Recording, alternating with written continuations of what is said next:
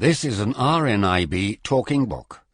The Castle of Otranto, a Gothic story, by Horace Walpole. Preface to the first edition. The following work was found in the library of an ancient Catholic family in the north of England. It was printed at Naples in the black letter, or Gothic type, in the year 1529. How much sooner it was written does not appear. The principal incidents are such as were believed in the darkest ages of Christianity, but the language and conduct have nothing that favours of barbarism. The style is the purest Italian.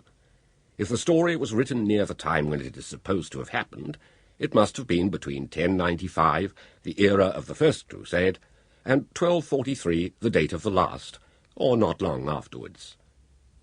There is no other circumstance in the work that can lead us to guess at the period in which the scene is laid. The names of the actors are evidently fictitious, and probably disguised on purpose. Yet the Spanish names of the domestics seem to indicate that this work was not composed until the establishment of the Aragonian kings in Naples had made Spanish appellations familiar in that country. The beauty of the diction and the zeal of the author, moderated, however, by singular judgment, concur to make me think that the date of the composition was little antecedent to that of the impression.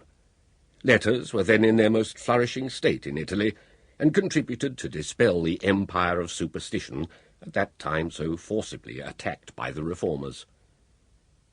It's not unlikely that an artful priest might endeavour to turn their own arms on the innovators, and might avail himself of his abilities as an author to confirm the populace in their ancient terrors and superstitions.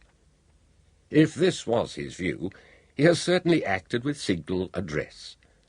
Such a work as the following would enslave 100 vulgar minds beyond half the books of controversy that have been written from the days of Luther to the present hour. The solution of the author's motives is, however, offered as mere conjecture. Whatever his views were, or whatever effects the execution of them might have, his work can only be laid before the public, at present, as a matter of entertainment. Even as such, some apology for it is necessary.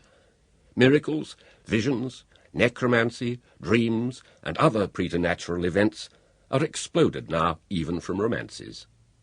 That was not the case when our author wrote, much less when the story itself is supposed to have happened. Belief in every kind of prodigy was so established in those dark ages that an author would not be faithful to the manners of the times who should omit all mention of them. Sample complete. Ready to continue?